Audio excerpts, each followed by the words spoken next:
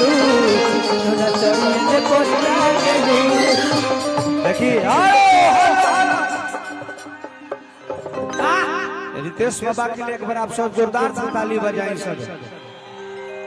और कहे का भाव आदि शक्ति फिल्म के मालिक हमारे मनोज बाबा भी आए बनी। बाबा के स्वागत को लगी बा ये मंच पे तमाम मुन्ना मोहित से लेकर के छोटे भाई म्यूजिक डायरेक्टर सब लोग के दिल से धन्यवाद। अब कुर्सी भाई लगवाया जाए भाई बाबा की सोना सड़िया में परी लागलू।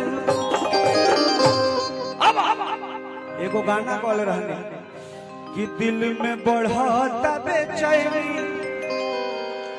अरे हलका हलका गोरी अरे कि जब मारी के घूमेलू अरे लिपस्टिक लगाए अरे देहिया से छलके दुपट्टा अरे मल मल काए गोरी अरे कि जब मारी के घूमेलू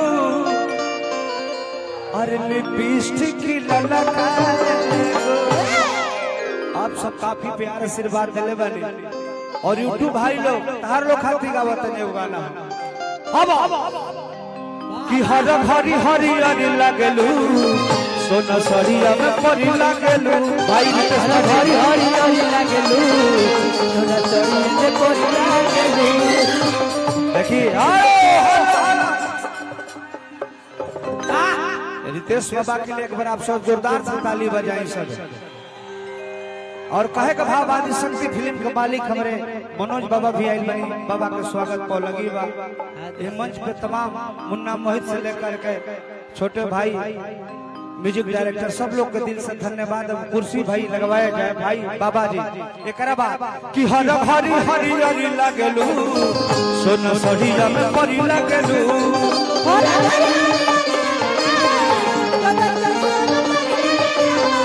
तारा के सिया का जोड़ा नहीं थे जोड़े वाला पर परी लागलू। तारा के सिया का जोड़ा नहीं थे जोड़ा से परी लागलू। ए बाबू का हो ए महावीर वाला राइट उतर भाई उतर जा हमारे भाई। दीपक जी के कहा नाम बा जी जी जी हम मंच थोड़ा खाली किया जाए कि तारा कैसे का जोड़ा नहीं थे जोड़े वाला मरो परी लागलू। तारा के सिया का जोड़ा नहीं थे खट्टा मीठा रस भरी लागलू सोना सड़िया में परी लागलू।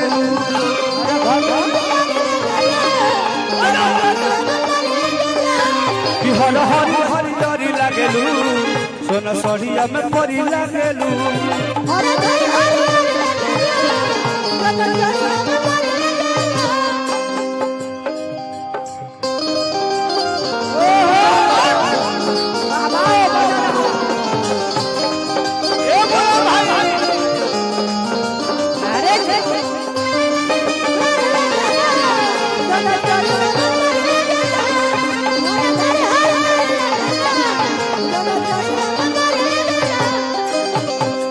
कि करे गजरवा जियरवा बेकार अरे लागे भरल बा नजरवा में जादू। कि करे गजरवा जियरवा बेकाबू लागे भरल बा नजरवा में जादू।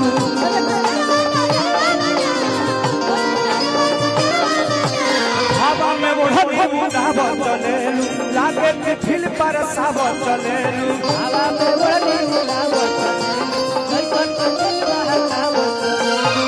खट्टा मीठा रस भरी लागलू गंगा जल में मछली लागलू।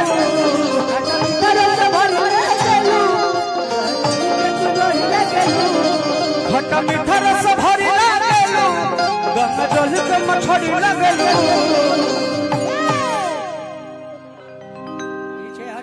तू तो सोना के शिकर लागलू सोना सड़िया में परी लागलू। भाई हमारे कि ढोढ़ी में पानी तहरा तहरा तहरा और लागी हो जाना और पूजी हो सभी लोग एक मिनट जितने भी लोग मंच पर हैं कृपया मंच खाली कर दें। कोई मेरा प्रेफरेंस लेके भी मंच पर आया है वो भी कृपया मंच से उतर जाए। मंच का वजन उतना वजन नहीं ले सकता है। आप लोग मंच से उतर जाइए। कि करी हाथ जोड़ी सभी लोग रिक्वेस्ट है, नमस्ते सभी लोग मेरा ही रेफरेंस लेके ऊपर आ रहे हैं। प्लीज उतर जाइए मंच से, कार्यक्रम को बढ़िया से होने के लिए। और ये स्पीकर पे से भी उतर जाइए आप लोग। स्पीकर से कार्यक्रम आप ही लोग के लिए कराया गया है। जितने भी हुआ है उतरिए। बाउंसर देखिए उतर गए। भाई भाई साउंड पर से उतर जा लोग, तो लोग साउंड पर से उतर जा।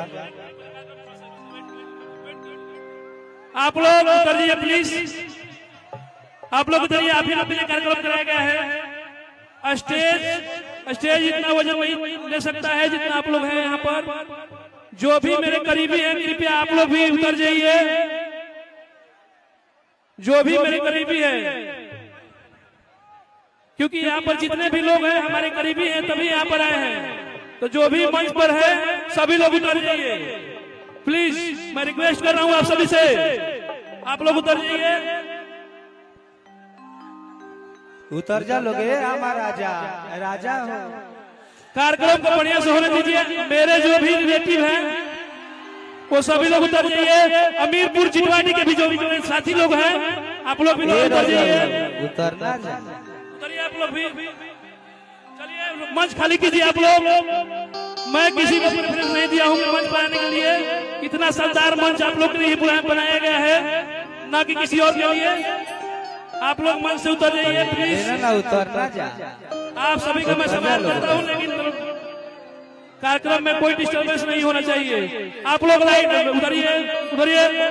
आप लोग उतरिएगा तभी। ये दीपक भैया रुका ना।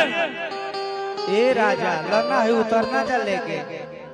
लेके उतर जा, लेके उतर।